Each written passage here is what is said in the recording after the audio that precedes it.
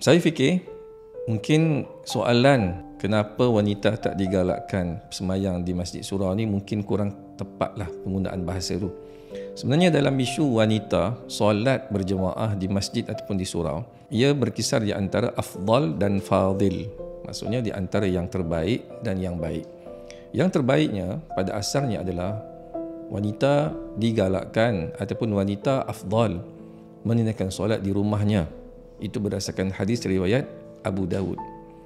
Tetapi pada masa yang sama, syarat tidaklah menegah untuk wanita keluar ke masjid ataupun ke surau untuk menunaikan solat berjemaah, fardu ataupun sunat, tarawih dan sebagainya. Kerana dalam hadis Nabi SAW riwayat Abu Daud juga, Nabi SAW berpesan, la tamna'u ima Allahi masajidallah walakin liyakhrujna wa hunna tafilat.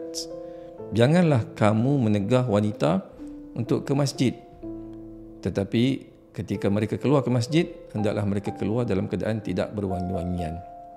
Jadi wanita boleh pergi ke masjid solat. Dan saya nak petik ketetapan dalam irsyad fatwa yang dikeluarkan oleh pejabat mufti wilayah persekutuan, mengatakan bahawa realiti semasa menunjukkan bahawa wanita yang keluar solat ke masjid ataupun ke surau ini adalah lebih selamat berbanding keluar ke tempat-tempat lain, pergi ke taman rekreasi contohnya, pergi ke sungai dan sebagainya.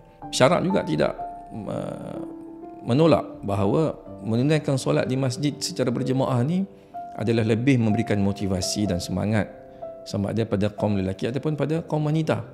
Maka kerana itu wanita boleh pergi sembahyang di masjid dan di surau. Cumanya wanita yang keluar ke masjid dan ke surau hendaklah dengan izin suami ataupun bapa. Mestilah keluar dalam keadaan tidak berwangi-wangian yang semerbak ataupun mengenakan perhiasan yang boleh menarik perhatian orang lain. Juga keluar dengan adab dan sopan santun. InsyaAllah dengan cara demikian kita keluar ke masjid dan kita akan mendapat ganjaran yang maksimum daripada Allah Subhanahu wa taala.